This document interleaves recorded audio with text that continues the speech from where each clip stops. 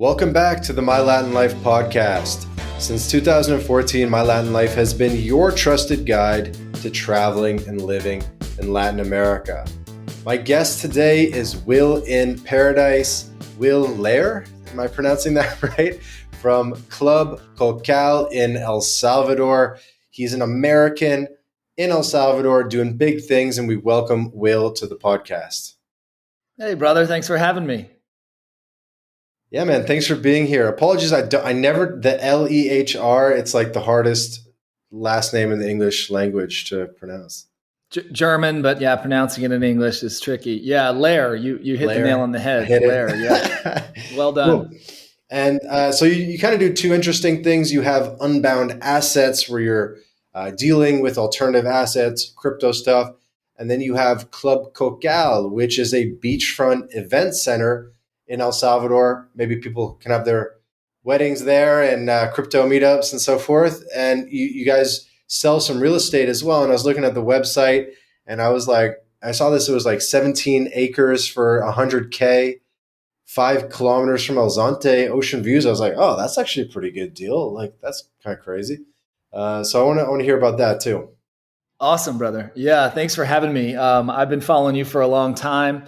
Love Latin America. I love, traveled a fair amount of her, and your studies and your info and your tweets. It's great. It's great stuff. And I love, when El Salvador comes up, I'm like, ooh, let me in, coach.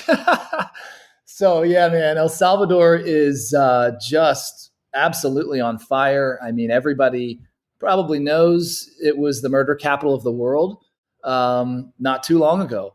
And it is undergoing a unbelievable transformation, reformation, renaissance that is once in a lifetime. And so, yeah, I went down there. I got, I went down 2.5 years ago. It hit me. It felt like Costa Rica 25 years ago, Jaco with dirt roads, you know what I mean? And it's very much just opened its doors, right? Like because of all the crime, the gang violence, the civil war, for 30 years, the place was locked down and people were dodging bullets. Literally, the only people that went there were crazy surfers. And that's about it, really.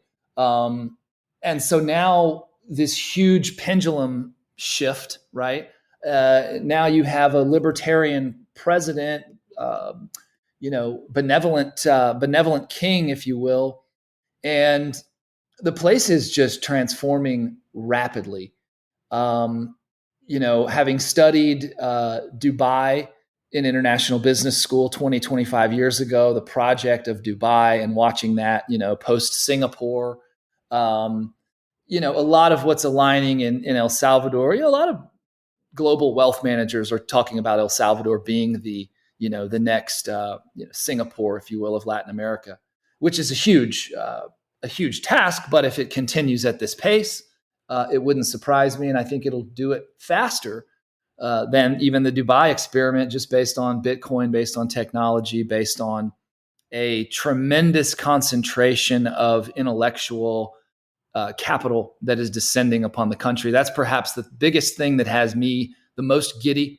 I'll be speaking about that next week. There's several conferences, Adopting Bitcoin conference, Health and Wealth, Reclaiming Health and Wealth Symposium, where some of the best doctors, leaders, health and wellness people from all over the world, from Dr. Peter McCullough and on, are going to be at this thing. It was put together like in 60 days, and literally it has like the 50 leading speakers from all over the world. Wow. So El Salvador's hot, it's a ripe magnet, but the biggest thing, man, is what I call this reverse brain drain. And it is a incredibly high concentration of the most highest caliber people on the planet descending upon El Salvador for one thing, for freedom, right? It's for freedom. And that's, it's Bitcoiners. I mean, Bitcoin being sort of a lamp or a light of freedom in the financial and economic and monetary space. A lot of people that are into Bitcoin really love their freedom. They really love their sovereignty, and that trickles over into health and wellness. So That's what's blowing me away, man. It's not just a lot of concentrated capital that's descending on this tiny country. It's a lot of heart and brain and entrepreneurial capital, the best of the best, man, that are all coming down there to build.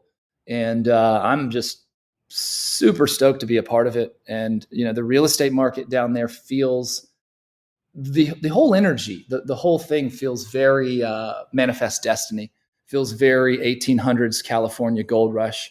Like we're on to something. The rest of the world is descending into madness, and El Salvador is just just exploding. Yeah, totally. I love watching his speeches. I was just watching the one today they just put out about how they built like 70 schools and they're building another 254 more. They're building 2 schools a day. I love watching his speeches, man. It's like what's the word? It's like a course on like how to be a leader. It's crazy.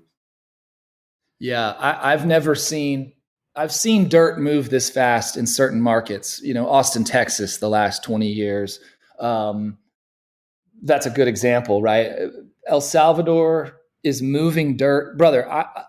2 trips ago, I go back and forth from Central Texas to El Salvador every month for the last 2.5 years.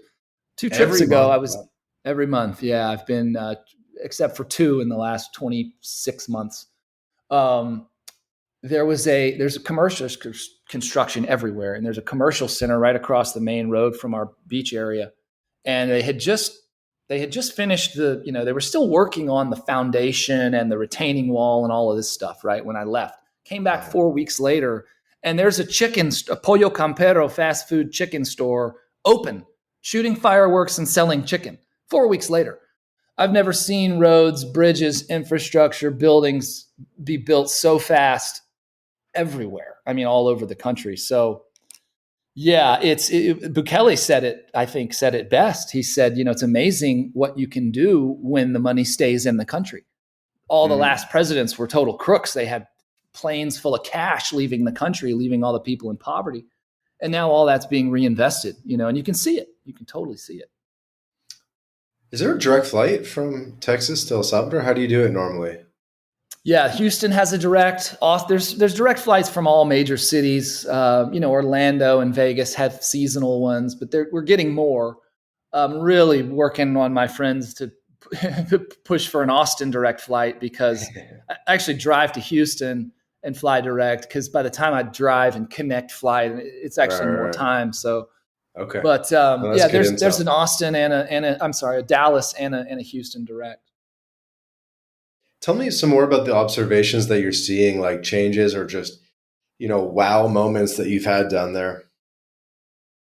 There's one thing that I've traveled a decent amount, at least through the Americas, through the Western world, and I've never experienced such a high level of welcome, and it's because the people were in trauma for 30 years. I mean, there's people my age in their 40s that, hadn't left the house since they were a little kid. They'd spent their entire life in fear and in trauma. And so now the country's open. It's safe. There's bridges and roads and libraries and schools being built. There's gringos coming to the country and spending money. I mean, dude, I go places and turn heads. Little kids will stop in the street because they've never seen a 6-foot tall, blue-eyed gringo before, and they'll stare. I mean, often, not down in Surf City and the gringo areas as much, but off the beaten path all day long. So there's this very warm, welcoming acceptance. I've said it, give it a few years. Once the gringos are stealing the waves and the girlfriends, that's where it'll show first probably. But I mean, from a development perspective, all over the place, we're so warmly welcomed, which is really quite, I mean, there's very much what's happening down there is a sort of a rebirth. I mean, it's a gift to the people who have been suffering for 30 years. Mm-hmm. But I say it's also a gift to these libertarian, freedom-loving people from all over the world that are otherwise isolated in their environments, and COVID happened and all this crap. And people just want to be with like-minded people. We'll get to talk to each other on the phone. I've been working with like-minded investors for 20 years, and it's been totally a common thread with a lot of people. "Oh, Will, it's been so nice to chat with you about this stuff because, my friends think I'm crazy. Luckily, my husband is okay. And my kids think it's like everybody's on an island for the most part. And in El Salvador, for those people, it is a hotspot. It's a coming together. I mean, the conversations are ripe. It's all amazing, like-minded people. So there's this celebratory graciousness amongst the locals and amongst the gringos. It's a pretty incredible sort of marriage. Yeah, I saw you've been involved in real estate for a long time, right? In the U.S. What are you noticing? Could you sort of compare and contrast doing business and just kind of what you're seeing in the El Salvador real estate market compared to where you've invested in the U.S.? And maybe, I guess, just give us a bit of your authority, your experience in the U.S. real estate market. Yeah, it's El Salvador's the wild, wild west. Because of 30 years of hardcore war and violence, there are straight up industries that don't exist. So the real estate market, there's no MLS, there's no standardized licensing.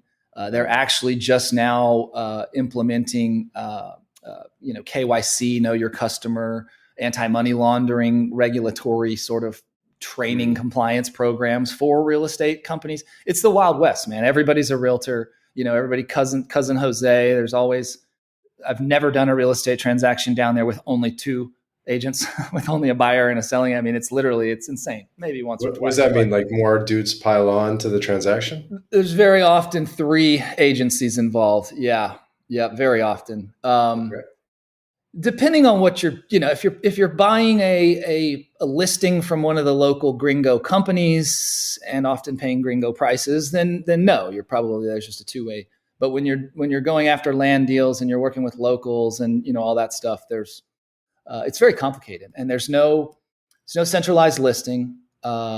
There luckily is a very clean title registry. That was one of the first things Bukele did, was cleaned up the Central National Registry Really? for I didn't title. know that.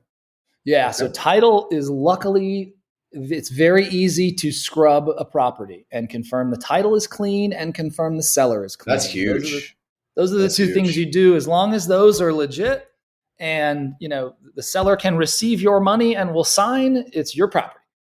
So now often there's a debt from a cousin who's also on title. I mean, there's all kinds of stuff like that. But we can, it's business in the jungle. We can often navigate that stuff. The legal, the country is, has an extreme, sort of wealth disparity. You have a top percentile of all the wealth in the country. They own all the businesses and most of the real estate. And then, you have a middle class, which is smaller, which is really all skilled. It's lawyers and doctors, essentially. And then you have a larger, lower tier society. So lawyers, accountants, doctors, there's the average lawyer and doctor makes between $2,000 to $4,000 a month, depending on specialty. So it's hard to find very specialized legal and accounting, which we've found. But there's typical sort of Latin American banking. Banking is tricky. The banks there are regulated by the Treasury, and they're instructed to treat U.S. citizens as money laundering terrorists. So, when I have chunks of money that fly into accounts, I have to show proof of where and why, and real estate documents and this, that, and the other. Now with Bitcoin, that's not an issue. Now, when we liquidate large amounts of Bitcoin and those dollars hit the local bank account for a real estate transaction, that we have to explain that. But as we get more and more onto a Bitcoin banking economy down there, it's going to get easier and easier. And Bitcoin banking is coming soon. I think it's going to be announced next week, where we have actual USD banking institutions with Bitcoin deposits side by side and perhaps even interchangeability. So, yeah, it's we've spent 2.5 years, I've got a bunch of clients, a bunch of buyers that are interested and that I knew would be interested in coming down. So we've spent a couple of years trying to solidify inventory, trying to find the properties, right? So you're digging up inventory yourself, sort of, with your team, or? Yeah, we are. Our partners are. We've partnered with some locals that are uh, extremely dialed in and connected with a lot of landowners down there. So they love what we're doing, and everything's just sort of come together really lovely. So Okay. Could you hit us with some tips for maybe what to look for in the real estate, or maybe a good question would be, where do you think the better deal is? Is it in the land, or is it in single family homes, or in multiplex, commercial, residential? Where do you see the opportunity or the value? So the things to look out for, things to keep in mind, in consideration, water runoff is a big one. Where's the water going to go with whatever Mm, I'm buying? If I'm moving dirt, how am I affecting water flow? Uh, Otherwise, access, if you're looking at land, what's the access, what's the road and electric situation? You right. know, how far from the main road, that kind of thing are big. Uh, but yeah, land is like that one you mentioned a minute ago, the 17 acres for 100K. Yeah, I mean, that's like stealing land that cheap. And it's very close to Zonte. It's right above Zonte. The challenges are access. Right. Currently, that road going up is not paved. It will be, once it's paved, it'll be 10 or 12 minutes. It's 8 kilometers or something. It's not far. So Wow. right now it's 30 minutes, 40 minutes plus up a bumpy 4x4 only road. And then when you get to the property, it was a half an hour hike from the 4x4 road to get to the property. Right. So that property needs $250,000 or whatever worth of a pretty tremendous amount of infrastructure investment. Now you could wait for the main road to get paved, and that's what somebody will do. Somebody will just snatch that. There's no property taxes in El Salvador, so you can sit on the damn thing for free, literally. Yeah. So that's what'll happen. Somebody will buy it, sit on it, wait for the main road to get paved in a year, 2, 3, 4, whatever, and then it's a much easier project. But yeah, land is. I mean, if you look at some of our listings, we have larger land parcels, call it 10 to 20 acres, up to 100, 200 acres, where you're getting $10,000 an acre, up to 20 an acre, sometimes even under 10,000 an acre. Mhm. In areas where we're selling lots, and other real estate companies are selling half-acre lots for 150 to 300,000, depending on access, views, amenities, etc. So there's huge opportunity currently with these land parcels if you have the vision, and you're not scared to cut some roads and run some electric, and all of that is really easy. El Salvador, certain things are difficult: banking, legal, accounting, until you really dial in the right people. And even when you do, legal or accounting is, I've spent the last 2 months pulling my hair out, learning the El Salvador tax system, because I operate in both jurisdictions. I have independent contractors in both jurisdictions that work for both companies. So I have a lot of flexibility. I can pay in Bitcoin. I get paid in Bitcoin and cash, so they're just trying to maximize it, figure it all out, and do it all right, because the government is watching us and supporting us and everything else. So we want to be.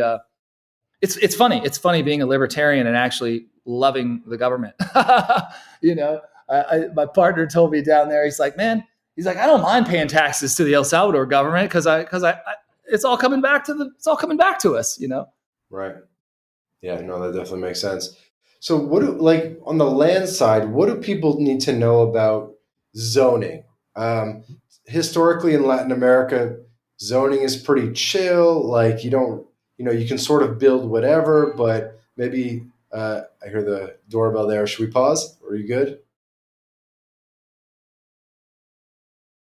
Yeah, no, we're good. Okay. Um, So I'm just curious what you're seeing on the zoning side. Like, can you build whatever? Do you need licenses? Are they granting the licenses? Like, how's that all kind of looking? Yeah, so the some properties, if the property is zoned as urban, then it's pretty easy. You've got to get, there's a permitting process and all of that. Um, it depends on the property based on the complication. Like, we have a project we're working on, right? One of our projects now, and it was more complicated. It didn't touch the main road. There's a neighbor's property in between our development project and the main road. So basically, she had to give us easement, but not just easement. She had to like have an engineer plat out her property, show where her roads were going to be, stamp the seal of approval, get it approved by the local regulatory body, give it to us. Okay, now we can move forward. So that was a 6-month delay for us on that one. The other is, our property, that project was was zoned as agricultural, but we were able to get it switched to urban, which wasn't that difficult. There's a new regulatory body that is overseeing basically the whole Surf City and the whole sort of triad central area. But there's still influence with the local mayor's jurisdictions as well from an approval process. So it kind of depends on, there's different ways to do it and to get things approved. Some people are just building their house and asking for forgiveness later. I wouldn't advise that because you don't want to end up with problems that you have to deal with later. But if you have the right advice from a permitting process, and we have ties, we have really, really good ties within the local government that just love what we're doing. We're not coming in trying to make, 8 figures on one development like all these other fiat developers. We're trying, we're not clear cutting forests and putting up high rises. We're building like-minded communities. We're not cutting down trees. We're providing housing for local charities. We're providing jobs and equity and everything for locals. So,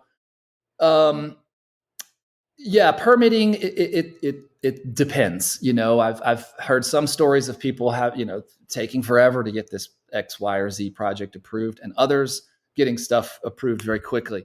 We were invited to a meeting with a couple months ago. I didn't get to go, but my team did. A right-hand man of the president, one of the president's father's good friends, who was at this meeting, who was flown back from the U.S. to literally help with, not limiting regulation, but help with development in the country and, streamlining it, making it smoother. Everything that the country's doing, I love it. It's brilliant. It's genius, is making things easier. Like, look at the airport. I used to come in 2 years ago, and you'd have to pay the $12 fee at one booth. Then you'd have to go wait at another booth, and they'd stamp your passport. Then you'd have to do. Now I literally wheels touch down, and I'm outside with my checked bag because it's priority. Dude, sometimes in 12 minutes.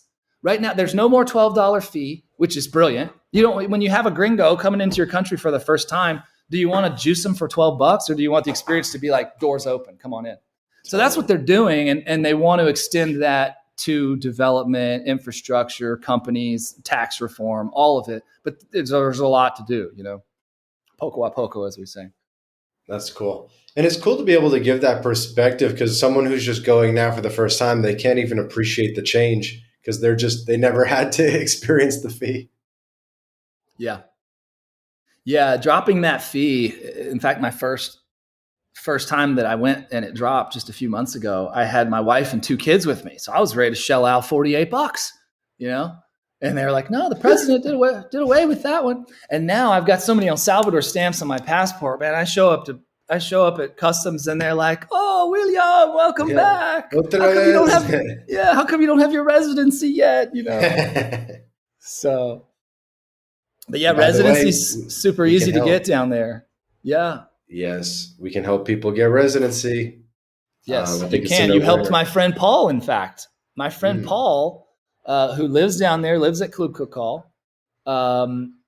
You helped him with his residency path and then his passport, because he's got Mexican lineage. So he's getting that $1 million El Salvador passport for just a little bit of patience and paperwork.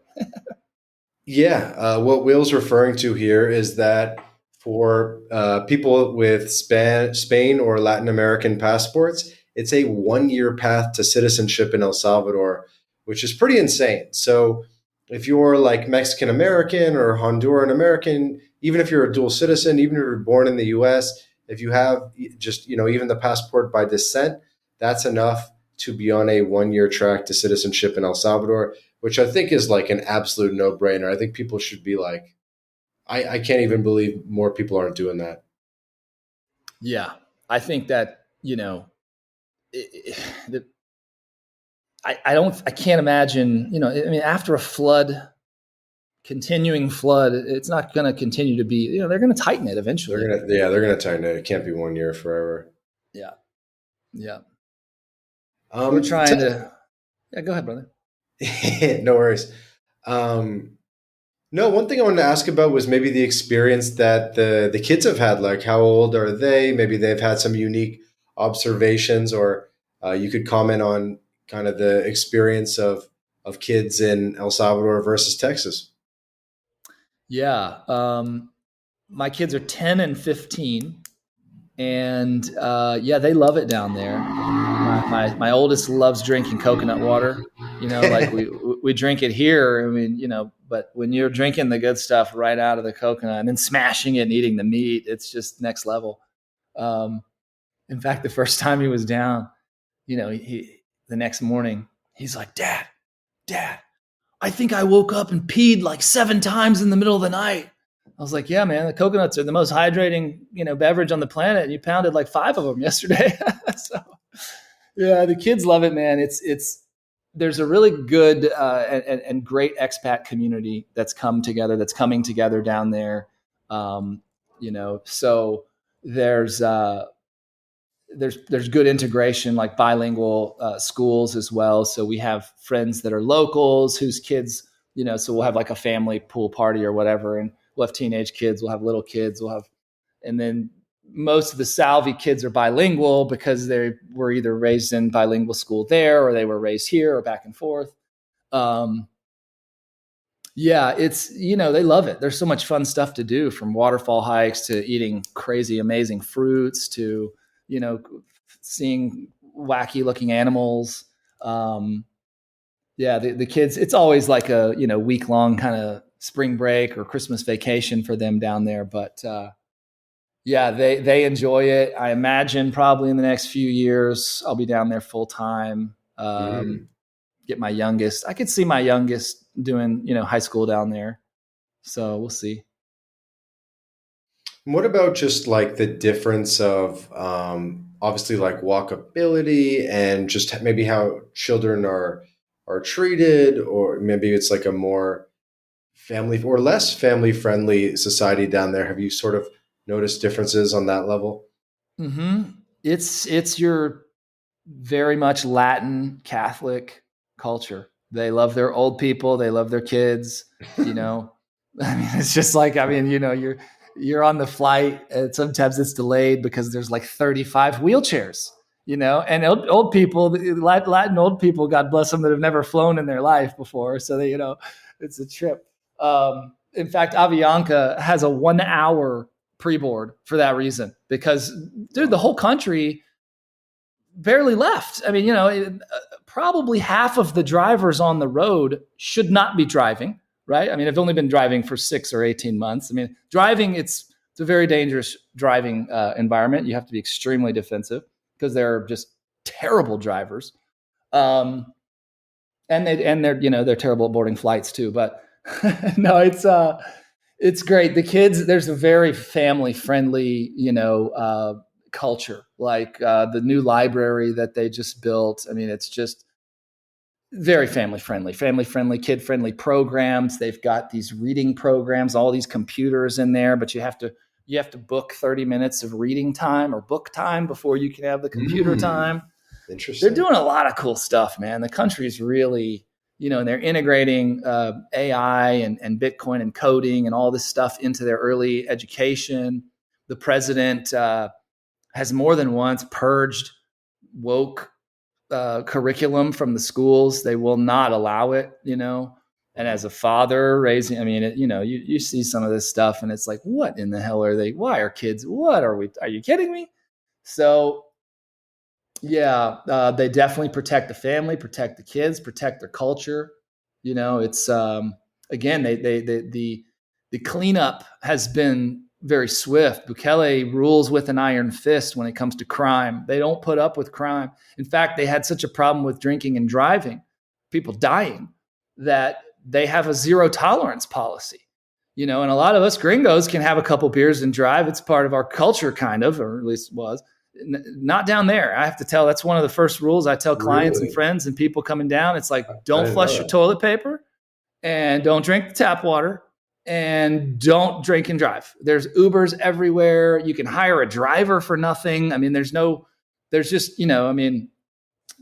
don't want to mess with it because they decided to knock that one out, So there's no violent crime. There's no theft.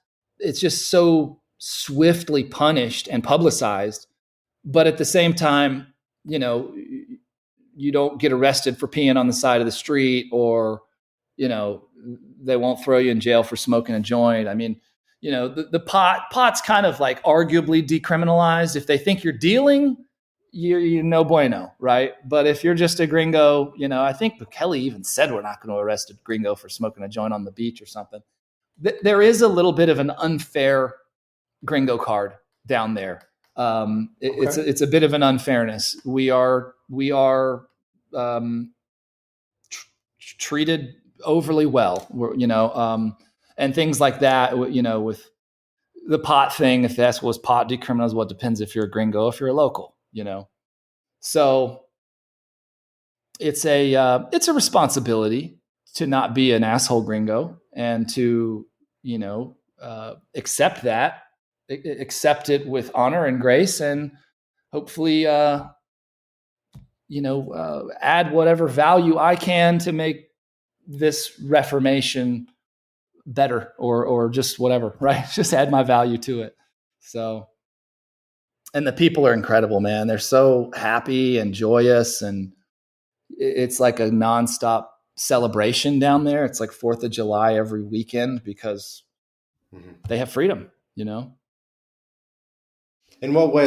In what way are they kind of celebrating? Like going for ice cream in the plaza? In what kind of way are you seeing? Oh, that? Yeah. You'll see celebration in the form of just the plazas and families out, and kids running around barefoot. You'll see just this. There's a very celebratory spirit everywhere. It's the whole country shuts down for like a week during their holidays. Everybody's just celebrating. They've turned such an incredible leaf, and it's been interesting to watch. Like, a lot of people had a lot of locals had that deer in the headlights look for a long time. And even the most afraid ones, like my old caretaker, we bought the place and we'd leave the beach door open and she would freak out, like, don't leave that open, and watching her just over time, like, loosen up, a little more pep in her step, a little more smile in her, a little more, she's not afraid. The fear is slowly washing away, and the trauma, dude. I mean, so yeah, there's that sort of new revival excitement everywhere, from the ice cream shops to the churches to everywhere, man, to the bars and restaurants, Yeah, absolutely. And so you mentioned you kind of give people tips when they come down. When people come down, where do you recommend they stay? Should they go right to Bitcoin Beach El Zante? Should they stay in the capital, or maybe some third place? What do you typically do, and what do you recommend to other people to do? It depends on a number of factors, your length of stay. Do you like the heat? Are you a beach person? If you live in the Rocky Mountains and you're used to 60s, and the beach might maybe drop in for a day or two, but you may want to stay up and that's what's nice, is everything is so, you can really within an hour to 2 hours have literally everything, from high elevation to cliffs and the ocean and waterfalls and all of it. So generally I'll tell people, all right, come in. We're in Surf City, which is this string of 8, 9, 10 beach towns, just basically due south of the capital city. The capital city sits about 2,000 feet elevation up in the mountains, with peaks around it going much higher. And it's only about 30 minutes up a newly constructed highway from Surf City. Surf City is where a lot of the action is. El Tunco is a great town. I'll generally tell people, okay, stay in Tunco for a couple nights. Even if you want the like chill resort style vibe, not in the action, they have that in Tunco. You can pamper yourself, but you can still walk into all the action in Tunco: bars, restaurants, live music, yoga shops. I mean, everything. Mhm. Um, that's a good place. I'll usually tell people Boca Olas and Mira Surf and Balance are three. Balance is a yoga hotel. Those are three hotels all next to each other in the sort of nice secluded area of El Tunco. Um, I generally will say, yeah, if you like the city is, I'm not a city person and I like the city. I mean, not around, I don't like the traffic, but everything else about the city I like, so if you like the city, a couple nights in the city makes a lot of sense too. And or in the mountains around, in the surrounding mountains, you can get higher elevation, that crisp mountain fog air, coffee plantations, views of volcanoes, views of oceans, and you can be, less than an hour from the coast, 45, even 30 minutes, depending on where you are. So yeah. And then if people want to go a little further off the beaten path, up a volcano to an epic lake, take the boat, and that's only an hour and a half away. So there's stuff like Yeah, that we can pretty help small point country. people. Yeah, it is. It really is. Yeah, it's like because the people don't realize unless you look at it that the airport is kind of far-ish from San Salvador. So it's like you either have to go to San Salvador or take a totally different direction to go to the beach. So maybe you might even not even see the capital if you just chill on the beach. You won't, correct. If you just fly in and you go anywhere other than the capital city, you're not going to see it. It's if you envision a triangle and the top point of the triangle is the capital city, the lower left or west corner would be Surf City, that string of beach towns, and that Mhm. lower right corner or lower eastern corner would be the airport, which is down sort of in the coastal plains, down from the mountains. Only about now each leg of that triangle is about 30 to 45 minutes. So the airport up to the city is about 30, 45. The airport over to Surf City is about 30, 45 to an hour to the other side, Um, so yeah, and that whole sort of triad area is, I mean, it's got just about everything, so you can get around, you can get a couple nights in the mountains, a couple nights at the beach, a couple nights in the city. And or you can, again, everything's within an hour, so you can stay, you can hold up in one spot and then just do day trips all over the place. That's it. That's it. I mean, I feel like it's the day trip like spot. There's like so many sick places you can go. Yeah, very accessible, man. That's one of the incredible things about it. Like the surf, we have in Surf City like a dozen point breaks in a 5 mile as the crow flies stretch. I mean, That's the cool. yeah, I mean, it takes half an hour to get from Playa Cocal, from our beach to Zonte on the west side, 20 to 30 minutes, because it's, windy and, but yeah, as the crow flies, as the old Southerners say, it's short, man. It's a short, straight distance. And there's all these there's I think a dozen between case 59, 61 and us, which is just world class. I mean, all of them world class, which is kind of unheard of, right? The accessibility all over the place. You can, in one day, you can be on the beach, you can be up on a volcano, you can take a boat tour on a volcanic lake and then be back at the beach. Totally. 40 minutes just absolutely flew by very fast. I wish we could go longer, but we do have some time constraints here. What kind of final message do you want to get out to the audience? If you are a freedom lover, libertarian, gold, silver stacker, Bitcoiner, somebody who just wants to be left alone, an anarchist, go to El Salvador. It's what I call our Mecca, and you got to go there and kiss the wall or whatever. Just you owe yourself a trip. Go check it out. Mingle with the expats and the locals, and feel the Reformation. Let me know if you do. We're happy to plug you in, welcome you, whatever you need.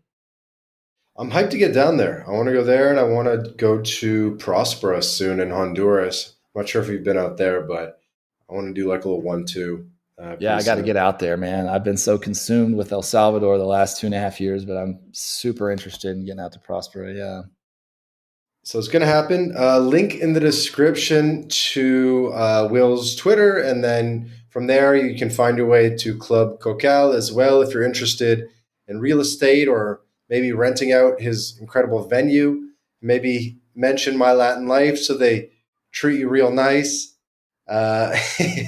Anything else? Any suggestions for the audience? Stay sane. Just stay sane out there in this crazy world, and get yourself a little bit of Latin paradise to help as the antidote. Totally. You see these reels on Instagram and it's like, it's very hard to go from this to that. And it'll be like lush jungle, sunset, El Salvador. And then it'll be like a Texas, like strip mall, 12-lane highway. And it's like, yeah, I think it's pretty obvious which one is better for the brain and for raising kids. Anyway, but yeah, that's all we have time for today. Will, thank you so much for joining us and giving us some insights into El Salvador. I definitely learned a couple nuggets on this episode, and I believe the audience did as well. So thanks for coming on. Thanks for having me, brother. Pleasure. This has been another episode of the MyLatinLife podcast. We put out 2 episodes a week with amazing guests like Will, so please subscribe to the podcast. You won't want to miss an episode. We're on every podcast player, Spotify, Apple Podcasts, wherever you consume podcasts, we are there. You can follow, you can leave a review, leave us 5 stars. It really helps us grow the show, and we will see you in the next episode of the My Latin Life podcast. Ciao for now.